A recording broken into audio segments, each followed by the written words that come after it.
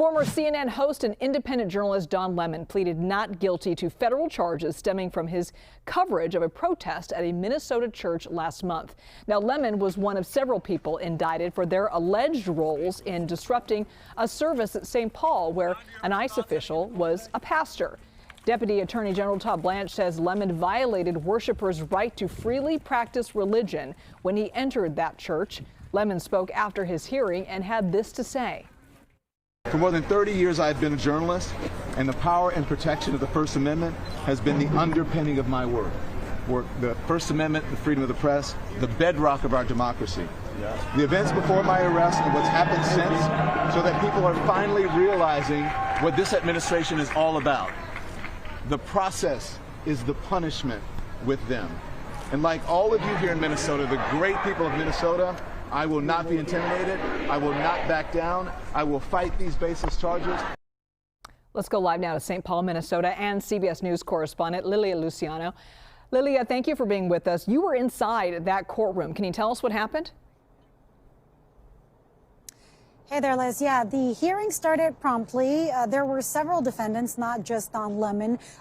Most of the protesters who showed up in that church and who organized that protest in January 18th. As you know, there's another independent journalist who's also undergoing the same process. Her arraignment is next week on Tuesday. Don Lemon showed up with both of his attorneys. What's interesting here is he has one of his attorneys, Abby Lowell, who's been with him since the beginning of this process. The other attorney joined his legal team just a few days ago. This person has recently resigned from the very office that is now prosecuting Don Lemon. He served there as a federal prosecutor, and he resigned in part in protest regarding the investigation over the killing of Renee Good and how the Department of Justice was seeking not to investigate that killing, but rather to investigate her widow. So that I thought was very interesting, that he had both of those attorneys by his side. He pleaded not guilty, importantly, as have the other defendants in this case. We also learned that DHS still has Don Lemon's cell phone, the one that they took from him.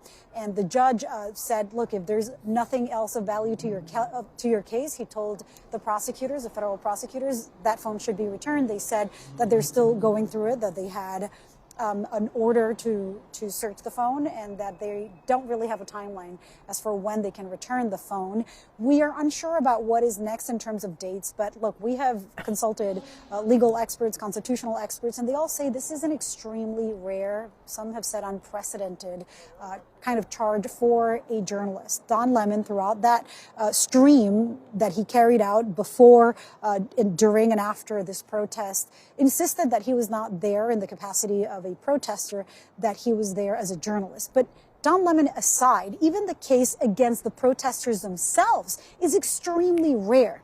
The FACE Act, which is what the government is using to charge these protesters, was created in the mid-90s to prosecute people who interfered in women's access to abortion clinics.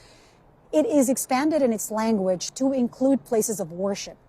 The only case where I've found so far, just doing the research, of course I'm not an attorney, but have asked attorneys where it was used against protesters, was just last year against pro-Palestinian protesters who went to protest at a synagogue. But it is extremely rare to use this FACE Act in the case of places of worship to protect people's right to freedom of religion.